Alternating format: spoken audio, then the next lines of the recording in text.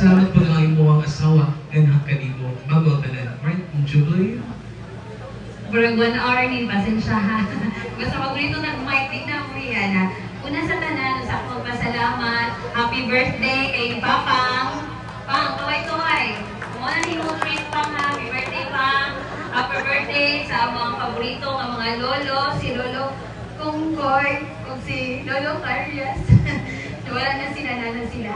Nagpahulay na sila. Thank you kayo. Ako siya nang itunong kay. Very special man sa amuan ang mga lolo.